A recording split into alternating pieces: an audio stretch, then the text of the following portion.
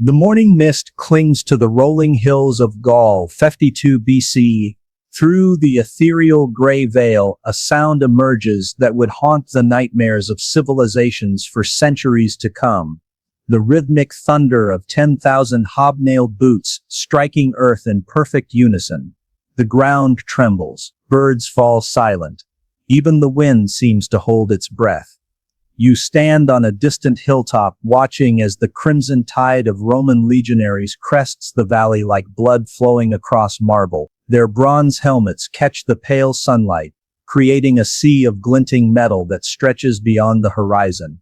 The air fills with the metallic symphony of clashing armor, the creak of leather, and the ominous whisper of 20,000 gladius sliding from their sheaths. This is not merely an army, this is a machine of conquest, forged in the brutal crucible of Mediterranean warfare and sharpened by centuries of relentless ambition. What you're witnessing is the most sophisticated, disciplined, and terrifyingly effective military force the ancient world has ever seen. But the true horror isn't in their numbers or their discipline, it's in their weapons. Today, we descend into the blood-soaked amphitheater of Roman warfare to uncover the most brutal weapons and insane battlefield tactics that built an empire spanning 3 continents. These weren't just tools of war, they were instruments of terror, designed not merely to kill, but to break the spirit of entire civilizations before the first sword was drawn. To understand the savage brilliance of Roman weaponry, we must first journey back to the mist-shrouded hills of central Italy circa 7. Here among the 7 hills that would one day rule the world,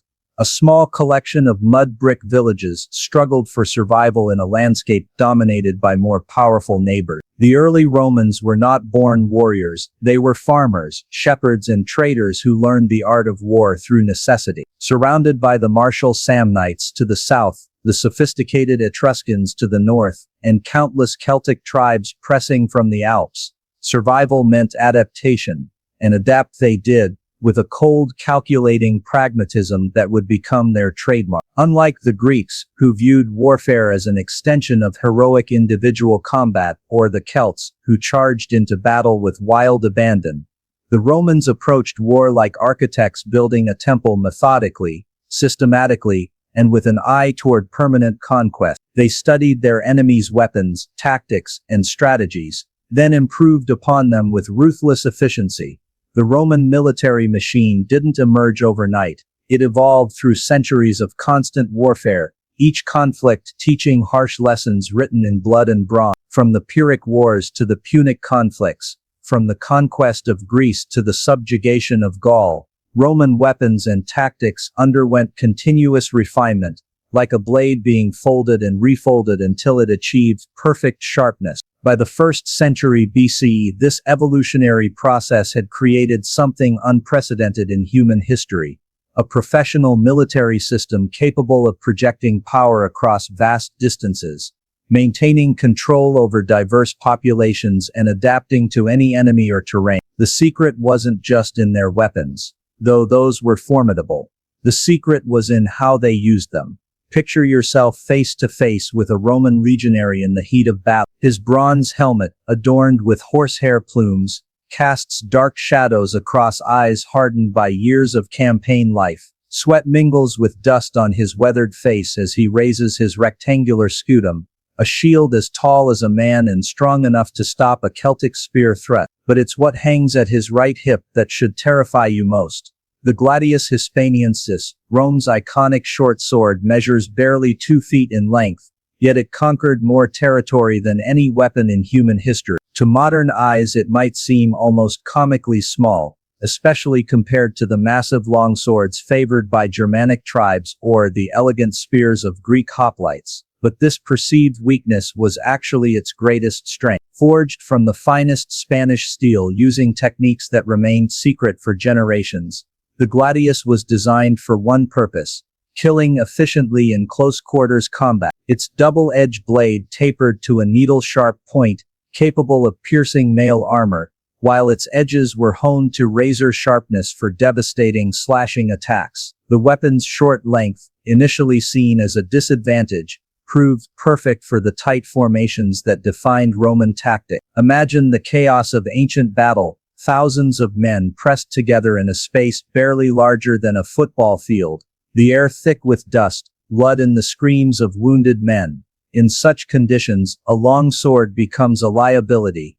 There's simply no room to swing it effectively. But the gladius thrived in this environment. Its compact design allowed legionaries to maintain their tight formations while delivering lethal thrusts between the gaps in enemy shields. The killing stroke itself was a masterpiece of biomechanical efficiency. Roman instructors taught their soldiers to target the lower abdomen, just below the rib cage. A properly executed thrust would slide between the enemy's ribs, puncturing vital organs, while the blade's design prevented it from becoming stuck in bone. The victim would often remain standing for several seconds, unaware they were already dead, before collapsing as massive internal bleeding claimed their life. Archaeological evidence from battlefields across the empire reveals the gladius's terrifying effectiveness. Skeletal remains from sites like Culchracy, where Varus lost his legions in the Teutoburg forest, show the distinctive wound patterns left by gladius thrusts,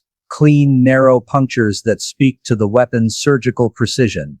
But the gladius was more than just sharp steel. It was a psychological weapon that struck fear into enemies across 3 continents. Celtic warriors, accustomed to individual combat with long swords and spears, found themselves helpless against opponents who fought as a single unstoppable organism. Germanic tribesmen, whose massive two-handed weapons required room to maneuver, were butchered in the tight press of Roman formations where their superior reach counted for nothing. The gladius remained the backbone of Roman military might for over 4 centuries, its design so perfect that it required virtually no modification throughout the empire's golden age. When Rome finally fell, the gladius didn't disappear. It evolved into the medieval sword, its genetic fingerprints visible in weapons used by knights and soldiers for another 1,000 years. Standing in a Celtic shield wall watching the Roman legions approach across the morning-misted battlefield, you might feel a moment of confidence. Your bronze-bound shield is strong,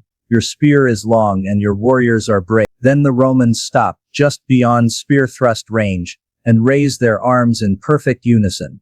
The air fills with a sound like distant thunder, the whistle of 2,000 pila cutting through the morning air in a deadly parabola. These aren't ordinary javelins. They're precision-engineered projectiles designed by military minds obsessed with maximum killing efficiency. Each pilum stands nearly 7 feet tall, its iron shank comprising almost half its length. The point isn't designed merely to penetrate, it's crafted to destroy. The narrow iron head can punch through a bronze shield, pierce the wooden backing, and still have enough momentum to wound or kill the warrior cowering behind it. But penetration is only the beginning of the pilum's diabolical design. The iron shank is deliberately weakened near its junction with the wooden shaft. Upon impact, this section bends under the weight of the wooden handle, making the weapon impossible to remove quickly. Picture yourself as that Celtic warrior. Your shield now sports a 7-foot-long iron spike protruding from its face, the bent shank preventing you from pulling it free. The added weight makes your shield unwieldy, forcing you to either fight with a massive handicap or abandon your primary defense entirely. This wasn't an accident of design, it was calculated psychological warfare. Roman military engineers understood that a warrior without his shield was already half defeated, regardless of his courage or skill. The pilum transformed proud warriors into vulnerable targets, their confidence shattered along with their defense. The weapon's effectiveness extended beyond individual combat.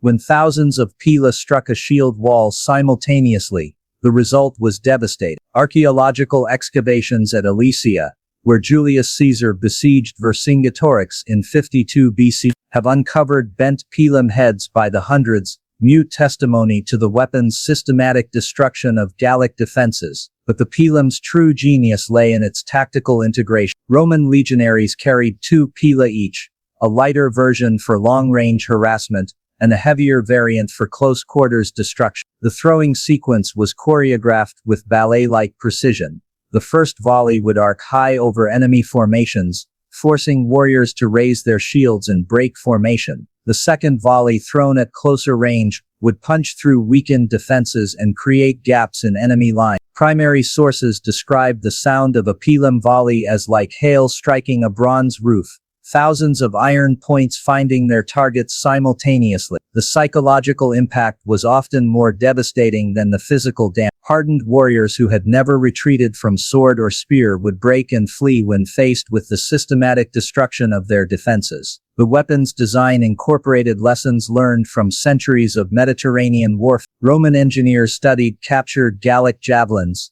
Greek sarissas and Germanic framae, identifying the strengths and weaknesses of each. The pilum represented the culmination of this research. A weapon that combined the range of a javelin, the penetrating power of a spear and the tactical versatility of a sword. Even the metal itself told a story of Roman technological superiority. While Celtic weapons were often made from pattern-welded iron, beautiful but inconsistent in quality, Roman pila were forged from homogeneous steel using advanced quenching techniques. The result was a weapon that maintained its edge and structural integrity through multiple battles, while enemy weapons shattered or bent under stress. The Siege of Jerusalem. The morning sun casts long shadows across the ancient stones as Roman legionaries prepare for another day of systematic destruction. From the city walls, Jewish defenders watch in growing horror as their enemies begin a transformation that seems to defy the very nature of human anatomy. Individual soldiers disappear beneath their shields like actors donning masks, rectangular scuda locked together with mechanical precision, shields above, shields to the sides, shields to the front, creating an impenetrable carapace of bronze reinforced wood and leather. What moments before had been a formation of men now resembles something altogether different. A massive, slow-moving creature of war, its iron shell glinting like scales in the Mediterranean sunlight. This is the testudo, the tortoise formation, and it represents Roman tactical innovation at its most brilliant and terrifying. To defenders watching from above, it appears as if the very earth itself has grown a bronze-colored shell and begun crawling toward their walls with inexorable purpose. The formation's genius lies not in its simplicity, but in its systematic perfection. Each legionary knows his exact position, his precise responsibilities, his specific movements. The men on the outside hold their shields to create walls of bronze and wood. Those in the interior raise their scuda overhead, forming an unbroken roof that can support the weight of falling stones, boiling oil or even men. The shields interlock so precisely that according to Plutarch, a man could walk across the top without fear of falling through. But the testudo is more than defensive architecture, it's a mobile fortress. The formation can advance, retreat, wheel left or right, all while maintaining its protective shell. Drummers in the center beat out marching rhythms that coordinate movement with mechanical precision. The sound echoes strangely from within the bronze carapace, creating an otherworldly percussion that adds to the formation's psychological impact.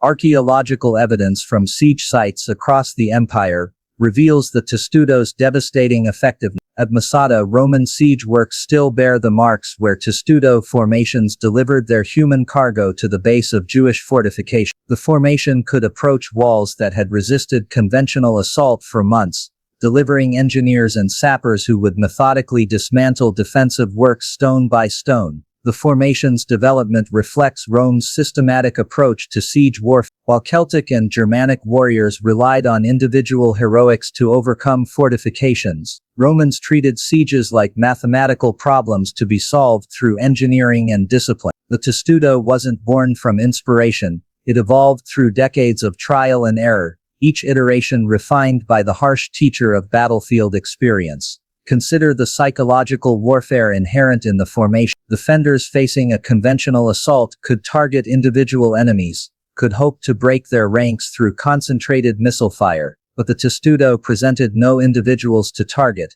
only an anonymous inhuman shell that absorbed punishment without reaction. Arrows bounced harmlessly from its bronze surface. Spears found no gaps between shields. Even stones hurled from siege engines rarely caused more than superficial damage. The formation's advance was deliberately slow, almost ceremonial in its precision. This wasn't a tactical weakness. It was calculated intimidation. The testudo would approach enemy walls at walking pace, its bronze shell reflecting sunlight like a beacon of inevitable doom. Defenders could do nothing but wait and watch as their destruction approached with mechanical inevitability. Primary sources describe the sound of a testudo formation as like thunder rolling across the earth, thousands of hobnailed boots striking ground in perfect unison, the creak of leather armor, the subtle whisper of bronze shields adjusting positions, all combined to create an auditory signature that struck terror into the besieged population. The formation's tactical versatility extended beyond siege warfare. At the Battle of Carrhae in 53 BCE, Roman forces used modified testudo formations to protect against Parthian arrow storms. During forest campaigns in Germania, the formation provided mobile protection against ambush attacks. In urban warfare, it allowed legionaries to advance through narrow streets while protected from projectiles hurled from rooftops. The Siege of Carthage, 1446 BC. From the harbor walls, Punic defenders watch in fascination and growing horror as Roman engineers assemble their mechanical nightmare. Wooden frames rise like skeletal giants against the Mediterranean sky, their bronze fittings gleaming. The afternoon sun, twisted sinew and hair, the recycled remains of countless animals, stretched between precisely carved torsion springs. These aren't mere weapons, they're instruments of scientific destruction, mathematical death, given physical form. The ballista towers above ordinary soldiers like a bronze and wood cathedral, its throwing arms capable of hurling a stone weighing 60 pounds with enough force to shatter castle walls. But size isn't its most terrifying aspect. Precision is. Roman military engineers calculated trajectory angles with geometric precision, adjusted for wind speed and humidity, and could strike targets half a mile away with accuracy that bordered on supernatural. Picture yourself as a Carthaginian warrior manning the harbor fortifications. You've taken shelter behind what you believe is adequate cover, a stone wall 3 feet thick, built by the finest Punic masons. The Roman ballista adjusts its elevation with mechanical precision. The release comes with a sound like thunder cracking the earth. The 60-pound projectile arcs through the Mediterranean air, its shadow briefly blocking the sun before striking your wall with the force of a collapsing building. The stone doesn't simply penetrate, it explodes your protection into fragments, sending razor-sharp shards flying in every direction.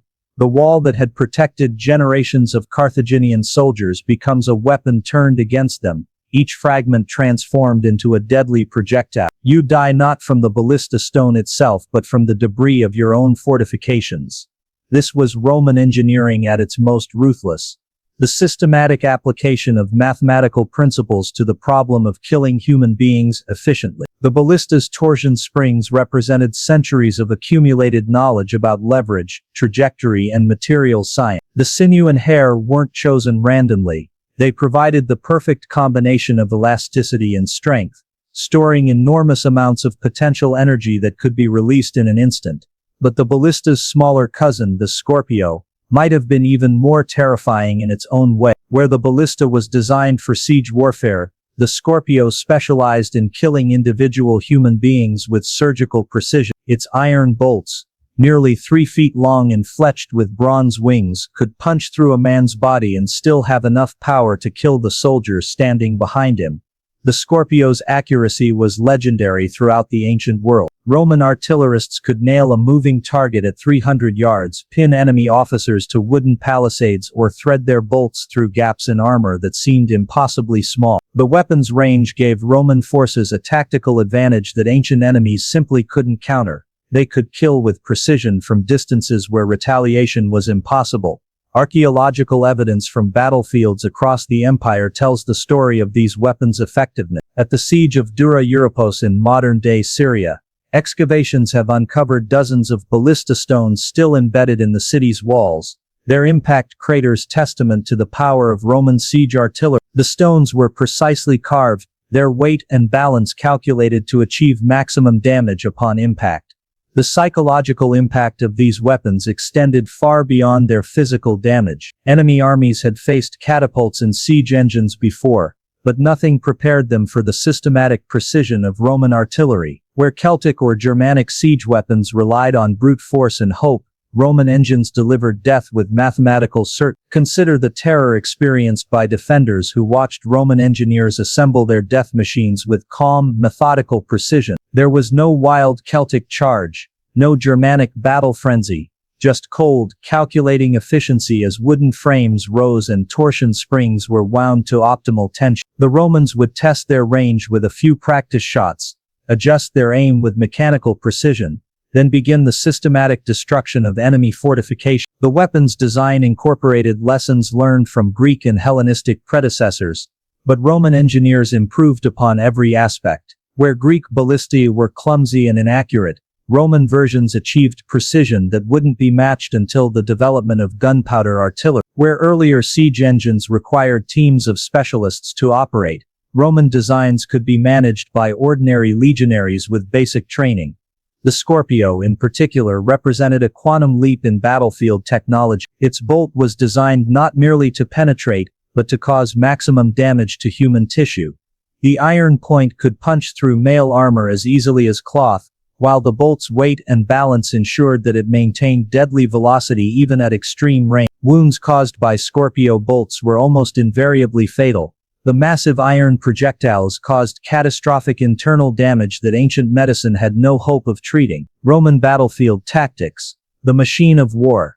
The morning mist rises from the Gallic battlefield like the breath of sleeping God. Across the valley 60,000 Celtic warriors prepare for what they believe will be another glorious battle in the old tradition. Individual heroes seeking personal glory, their courage measured by the boldness of their charges and the strength of their sword arm. They paint their faces with blue woad, brandish their long iron swords and fill the air with war cries that have echoed across European battlefields for generations.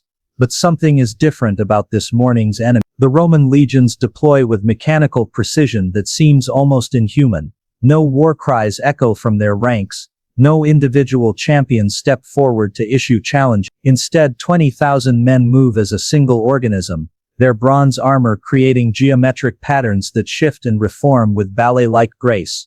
This is Roman warfare in its purest form. Not a collection of individual warriors but a machine designed for systematic destruction. Every man knows his place, his role, his movements. Every formation has been practiced until it flows like water, yet strikes with the force of hammered iron. What the Celtic warriors are about to experience isn't battle in any sense they understand. It's industrial-scale warfare, the application of engineering principles to the mass production of victory. The Roman battle line stretches across the valley floor in three distinct waves, the Hastati in front, the Principes behind them and the battle-hardened Triarii forming the final result. This isn't accident or tradition. It's tactical sophistication that won't be equaled for another 1,000 years. Each line serves a specific function in the Roman war machine, their roles as precisely defined as the gears in a water clock. The Hastati advance first, their rectangular shields locked in the classic Scotum wall that has broken enemy charges from Britain to Mesopotamia. These are Rome's youngest soldiers, their eagerness for glory channeled into disciplined aggression that turns individual courage into collective killing power. Their gladius remain sheathed, not from cowardice but from tactical precision. The real killing won't begin until the enemy commits to their charge. Behind them, the Principes wait with the patience of professional killers. These are men in their prime, veterans of multiple campaigns who've learned that survival comes not from heroic gestures but from systematic application of superior training and equipment. Their eyes scan the enemy formation, identifying weak points and opportunities with the cold calculation of master craftsmen evaluating raw materials. The Triarii represent Roman military evolution at its finest. These grizzled veterans carry the long hasta spears abandoned by their younger comrades, but their role extends far beyond simple combat. They are the battle line's foundation, the unbreakable anchor that allows the entire formation to maintain cohesion even under the most desperate circumstances. The ancient saying "it has come to the Triarii" signified that a situation had become truly desperate, because reaching the Triarii meant that the first two lines of the Roman war machine had been exhausted or broken. Now watch as the Celtic charge begins. 60,000 warriors surge forward with the wild courage that has made them feared across Europe. Their war cries shake the earth, their iron swords catch the morning light, and their individual prowess promises the kind of heroic combat that bards will sing about for generations. This is warfare as their ancestors practiced it, personal, emotional, and dependent on the courage of individual champions. The Romans received this charge with mechanical precision that borders on the supernatural. The Hastati plant their feet and lower their shields, creating a bronze and leather wall that absorbs the Celtic impact, like a mountain absorbing ocean waves. No individual Roman seeks personal glory. Instead, each man performs his role in a choreographed dance of destruction that transforms human courage into systematic slaughter. The gladius work begins now. Short, precise thrusts delivered with mechanical efficiency, where Celtic warriors swing their long swords in wide arcs that require room to maneuver. Roman soldiers deliver killing blows from within their protective formations. The gladius doesn't need space. It thrives in the tight press of bodies where longer weapons become liabilities. Celtic bravery, which should be their greatest strength, becomes their fatal weakness. Individual warriors, seeking personal glory, break formation to challenge Roman champions who simply don't exist. They find themselves isolated among enemies who fight as a single organism. Their heroic gestures turned into tactical disasters by opponents who value victory over glory. The Roman manipular system allows for tactical flexibility that ancient enemies simply can't match. As the hastati become exhausted from sustained combat, they withdraw through carefully planned gaps in the formation, allowing the fresh principes to take their place. This rotation happens with mechanical precision, like a water wheel that never stops turning. Where Celtic warriors must fight until they drop from exhaustion, Romans maintain fresh troops in contact with the enemy throughout the battle. The psychological impact of this system cannot be overstated. Enemy warriors who've grown accustomed to battles that ebb and flow with the natural rhythms of human endurance find themselves facing opponents who seem immune to fatigue. Just when the Celtic assault begins to succeed, when Roman resistance appears to weaken, fresh troops appear as if summoned from the earth itself. Gaul, on the windswept plateau of Alesia, Vercingetorix, the most formidable Celtic chieftain Rome has ever faced, stares down from his hilltop fortress at a sight that defies comprehension. The Roman army below isn't simply besieging his stronghold, they're transforming the very landscape into a weapon of war. Julius Caesar has surrounded Alesia with a double ring of fortifications that represents military engineering on a scale never before attempted in human history. The inner ring, the circumvallation, traps Vercingetorix and his 80,000 warriors within their mountain fortress. But it's the outer ring, the contravallation, that reveals the true audacity of Roman tactical thinking. Caesar has built a second wall facing outward, preparing to fight off the 60,000 Gallic reinforcements, marching to relieve the siege while simultaneously starving out the defenders above. Picture the impossibility of this undertaking. Caesar's 40,000 legionaries must construct 18 miles of fortifications complete with ditches, spikes, and towers, while under constant attack from desperate Celtic sorties. They must do this while maintaining siege operations against Alesia itself, all while preparing for the inevitable relief army that will try to break their lines from behind. The circumvallation that traps Vercingetorix represents Roman siegecraft at its most sophisticated. The wall isn't simply a barrier, it's a complex system of interlocking defenses designed to break both the physical strength and psychological resistance of the besieged. Double ditches, 15 feet wide and filled with sharpened stakes, make any sortie attempt a journey through mechanical hell. Beyond the ditches, the Romans have scattered hidden pits called lilia, wolf traps, disguised with brush and containing iron spikes that can punch through a horse's hoof or a man's foot with equal ease. But Caesar's true masterstroke is the contravallation, the outer wall that faces away from Alesia toward the Gallic relief army. This represents tactical thinking so audacious that it borders on madness. Instead of choosing between fighting the besieged or the relievers, Caesar has decided to fight both simultaneously from a fortified position of his own creation. The construction itself demonstrates Roman military engineering at its peak. Working in shifts that never cease, legionaries excavate earth with mechanical precision. The spoil from the ditches becomes the rampart of the walls, creating defenses that rise higher with each day of labor. Wooden palisades crown the earthworks, their sharpened points angled to impale attackers. Guard towers, spaced at precise intervals, provide platforms for scorpiones and ballistae that can sweep the approaches with deadly precision.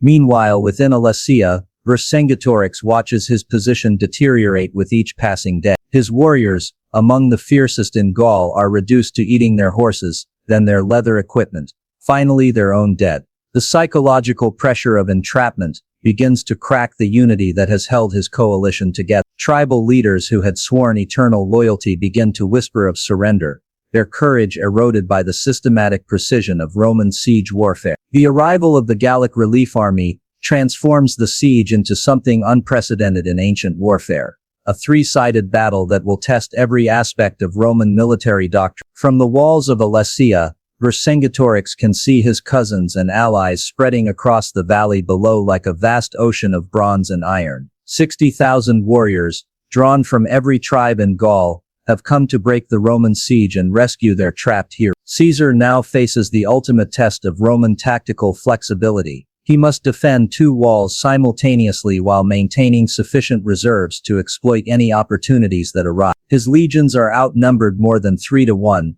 trapped between enemies who fight with the desperate courage of men defending their homeland. The first assault comes at dawn, coordinated with military precision that shows Vercingetorix's tactical brilliance. As the relief army strikes the contravallation from outside, the defenders of Alesia pour down from their mountain fortress to assault the circumvallation from within. The Roman army finds itself compressed between two massive forces, their carefully prepared positions subjected to simultaneous attacks from opposite directions.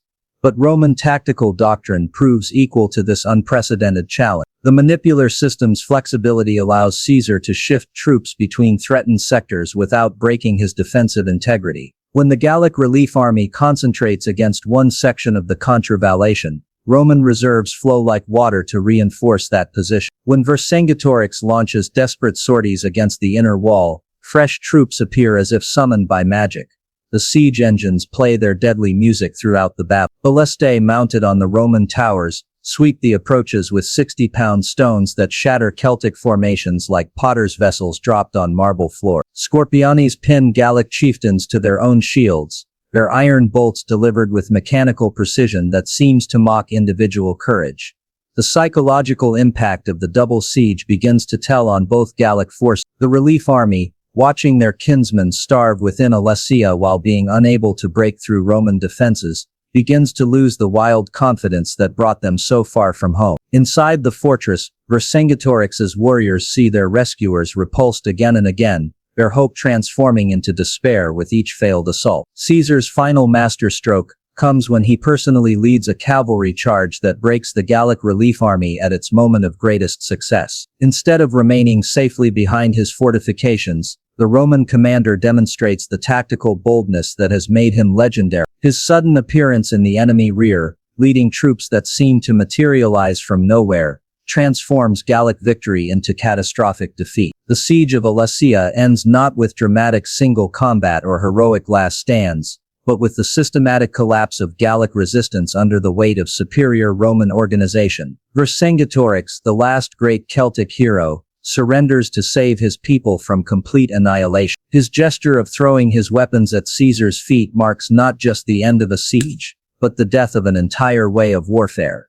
The Germanic frontier. The morning mist that once revealed the systematic advance of classical Roman legions now conceals something different. Roman soldiers who look more like their barbarian enemies than their disciplined ancestors. Gone are the bronze helmets and rectangular shields of the early empire. In their place we see mail shirts that gleam like silver scales, spangenhelms that could have been forged in a Gothic workshop, and long swords that would make a Celtic warrior smile with recognition. This transformation represents one of the most remarkable adaptations in military history. The Roman war machine, faced with new enemies and changing tactical realities, didn't simply evolve, it revolutionized itself while maintaining the core principles that had built an empire. The soldiers manning Hadrian's Wall in Britain, or the Rhine frontier in Germania, might not recognize their equipment or tactics, but they would understand their purpose, the systematic application of disciplined violence in service of Roman power. The gladius, that perfect instrument of Mediterranean warfare, gave way to the spatha, a longer sword designed for mounted combat and the more open battlefields of the northern frontier. Where the gladius excelled in the tight press of traditional infantry combat, the spatha reflected new tactical realities. Roman armies increasingly faced mounted Germanic warriors who struck like lightning and disappeared into their native forests before classical formations could respond. The evolution wasn't just in weapons. It represented a fundamental shift in Roman military thinking. The manipular system with its rigid formations and predictable tactics proved inadequate against enemies who refused to fight pitched battles on Roman terms. Germanic tribes, Hunnic horse archers and Sassanid heavy cavalry all presented challenges that required new solutions. The Limitanei frontier troops who lived and farmed along the borders embodied this tactical evolution. These soldier farmers weren't the professional killers of Caesar's legions, but they possessed something equally valuable: intimate knowledge of local terrain and enemies. They fought more like guerrillas than traditional Romans, using their familiarity with frontier conditions to maintain Roman control through adaptation rather than domination. Archaeological evidence from late Roman fortifications reveals this tactical transformation in stark detail. The great stone walls and precise geometric layouts of early imperial forts give way to smaller, more flexible strongpoints designed for rapid response rather than massive retaliation. These aren't the engineering marvels that subdued Gaul or conquered Britain. They're practical adaptations to a changed strategic environment. The cataphractii represent perhaps the most dramatic evolution in Roman military doctrine. These heavily armored cavalry units, inspired by encounters with Parthian and Sassanid horsemen, transformed Romans from an infantry-centric force into a combined arms military that could match any enemy on their own terms. A cataphractirius encased in scale armor from head to toe and mounted on a similarly protected warhorse bore little resemblance to the lightly equipped auxiliary cavalry of earlier centuries. But adaptation came at a cost. The systematic discipline that had made Roman armies invincible began to fragment under the pressure of constant warfare and stretched resources. Regional armies developed their own tactical preferences, their own equipment standards, their own military culture. The unified war machine that had conquered the Mediterranean began to resemble a collection of separate armies united only by nominal allegiance to distant emperors. The foederati barbarian allies fighting under Roman command represent both the empire's adaptability and its fundamental transformation. Gothic, Vandal, and Frankish warriors brought their own weapons, tactics, and military traditions into Roman service. These weren't conquered peoples forced to fight in Roman style, but partners who maintained their own military identities while serving Roman strategic objectives. By the 4th century CE, Roman armies often looked and fought more like their enemies than their own ancestors. The systematic precision that had characterized earlier Roman warfare gave way to tactical flexibility that emphasized individual unit autonomy over centralized control. Barbarian war cries echoed from formations that still called themselves Roman, while weapons forged in Germanic workshops served emperors who ruled from Constantinople rather than Rome.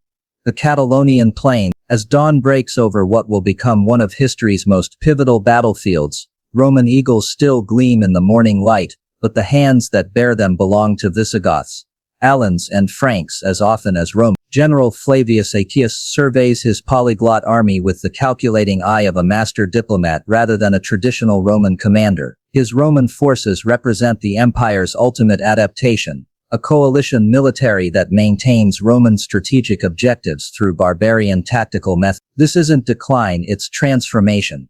The Roman military machine that had once conquered through systematic application of superior discipline and equipment now survived through tactical flexibility and strategic accommodation. Where Caesar's legions had imposed Roman fighting methods on conquered territories, Aetius's forces adapted Roman strategic thinking to accommodate Germanic, Hunnic, and Celtic military tradition. The battle against Attila's Hunnic confederation demonstrates this transformation in its starkest terms. Roman tactical doctrine, refined through 8 centuries of Mediterranean warfare, proves inadequate against an enemy that epitomizes the changing nature of European conflict. The Huns fight as mounted archers whose entire military culture emphasizes mobility over decisive engagement, harassment over conquest, terror over administration. Aetius meets this challenge not by imposing classical Roman solutions, but by creating a military alliance that combines the best elements of multiple martial traditions. His Visigothic allies provide heavy cavalry capable of matching Hunnic mobility. His Frankish auxiliaries bring infantry tactics adapted to forest warfare.